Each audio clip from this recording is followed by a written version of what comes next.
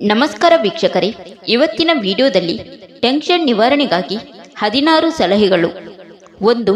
ನಿಮಗೆ ಒತ್ತಡ ಉಂಟಾಗುತ್ತದೆ ಎಂಬ ಭಾವನೆ ಮೂಡಿದರೆ ಪ್ರಶಾಂತವಾದ ಜಾಗಕ್ಕೆ ತೆರಳಿ ವಿಶ್ರಾಂತಿ ಉಂಟುಮಾಡುವ ವ್ಯಾಯಾಮವನ್ನು ಮಾಡಿ. 2.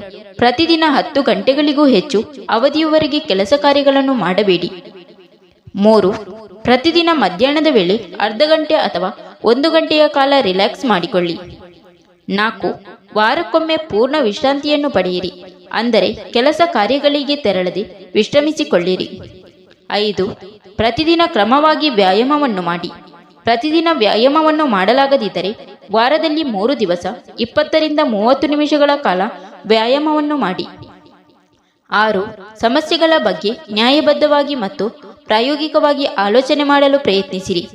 ಉದಾಹರಣೆಗೆ, ನೀವು ಆಫೀಸಿಗೆ ತಡವಾಗಿ ಹೋಗುವುದಾದರೆ ಸಂಬಂಧಪಟ್ಟವರಿಗೆ ಫೋನ್ ಮಾಡಿ ತಿಳಿಸಿರಿ. 7. ನೀವು ತೀರಾ ಭಾವನಾತ್ಮಕ ಅಥವಾ ಲೈಂಗಿಕ ಸಮಸ್ಯೆಗಳನ್ನು ಹೊಂದಿದ್ದರೆ ತಜ್ಞ ವೈದ್ಯರನ್ನು ಸಂಪರ್ಕಿಸಿ ಸೂಕ್ತ ಸಲಹೆ ಚಿಕಿತ್ಸೆಯನ್ನು ಪಡೆಯಿರಿ. 8. ಒತ್ತಡ ನಿವಾರಣೆಗಾಗಿ ವೈದ್ಯರ ಅನುಮತಿಯಿಲ್ಲದೆ ಔಷಧಿಗಳನ್ನು ಸೇವಿಸಬೇಡಿ. ಒತ್ತಡ ನಿವಾರಣೆಗಾಗಿ ಮದ್ಯ ಮಾದಕ ಪದಾರ್ಥಗಳನ್ನು ಸೇವಿಸಬೇಡಿ. 9. ಅಸಹಜವಾದ ಗುರಿಗಳನ್ನು ಹೊಂದಬೇಡಿ. 10. ಹಿಂದೆ ನಡೆದ ಘಟನೆಗಳ ಬಗ್ಗೆ ಆಲೋಚಿಸದೆ ಪ್ರಸ್ತುತ ಏನಾಗುತ್ತಿದೆ ಎಂಬುದರ ಬಗ್ಗೆ ಗಮನಹರಿಸಿ. 11. ಸಕಾರಾತ್ಮಕವಾಗಿ ಆಲೋಚಿಸಿರಿ. ನಿಮ್ಮಲ್ಲಿ ಅನಿಶ್ಚಿತೆಯ ಭಾವನೆ ಉಂಟಾದಾಗ ಹಿಂದಿನ ಯಶಸ್ಸಿನ ಬಗ್ಗೆ ಅಥವಾ ಹಿಂದಿನ ಸಾಧನೆಯ ಬಗ್ಗೆ ಆಲೋಚಿಸಿರಿ. 12. ಮಾನಸಿಕ ವಿಶ್ರಾಂತಿ ಪಡೆಯಿರಿ. ಆಗಿಂದಾಗೆ ಪ್ರೇಕ್ಷಣೀಯ ಸ್ಥಳಗಳಿಗೆ ಪ್ರವಾಸ ತೆರಳುವುದರಿಂದ ಒತ್ತಡವನ್ನು ನಿಭಾಯಿಸಲು ಅಥವಾ ನಿವಾರಿಸಿಕೊಳ್ಳಲು ಒಳ್ಳೆಯ ಮಾರ್ಗವಾಗಿರುತ್ತದೆ. 13. ಅತ್ತು ಬಿಡಿ. ಅಳುವುದು ಯಾವಾಗಲೂ ಸಾಧ್ಯವಿಲ್ಲ, ಆದರೆ ಕೆಲವು ಸನ್ನಿವೇಶಗಳಲ್ಲಿ ರೂಮಿಗೆ ಹೋಗಿ ಅತ್ತು ಬಿಟ್ಟರೆ ಒತ್ತಡದ ಭಾವನೆಗಳು ಕಡಿಮೆ ಆಗುತ್ತದೆ. 14. ಮಾಂಸಖಂಡಗಳನ್ನು ಮಸಾಜ್ ಮಾಡಿರಿ. ಕೆಲವೊಮ್ಮೆ ದೇಹದ ಕೆಲವು ಮಾಂಸಖಂಡಗಳು ಸ್ಟ್ರೆಸ್ಸಿಗೆ ಒಳಗಾಗಿರುತ್ತದೆ, ಅಲ್ಲದೆ ಅದರಿಂದ ಅಡ್ರೆನಲಿನ್ ಉತ್ಪತ್ತಿಯಾಗುತ್ತದೆ. ಅಡ್ರೆನಲಿನ್ ಉತ್ಪತ್ತಿಯಿಂದ ಮಾಂಸಖಂಡಗಳಲ್ಲಿ ಟೆನ್ಷನ್ ಉಂಟಾಗುತ್ತದೆ, ಅಲ್ಲದೆ ಅತಿ ಹೆಚ್ಚಾಗಿಯೂ ಅಡ್ರೆನಲಿನ್ ಉತ್ಪತ್ತಿಯಾಗುತ್ತದೆ.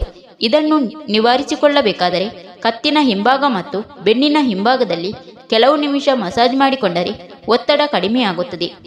15. ಬಿಸಿ ನೀರಿನ ಸ್ನಾನ ಮಾಡಿ. ಒತ್ತಡ ಹೆಚ್ಚಾದಾಗ ಬಿಸಿ ನೀರಿನ ಸ್ನಾನವನ್ನು ಮಾಡಿ 1 ಗಂಟೆಯ ಕಾಲ ವಿಶ್ರಮಿಸಿಕೊಂಡರೆ ಒತ್ತಡ ಕಡಿಮೆಯಾಗುತ್ತದೆ. 16. ಮಧುರ ಸಂಗೀತವನ್ನು ಆಲಿಸಿರಿ. ಮಧುರ ಸಂಗೀತವನ್ನು ಕೇಳುವುದರಿಂದ ಒತ್ತಡ ಕಡಿಮೆಯಾಗುತ್ತದೆ.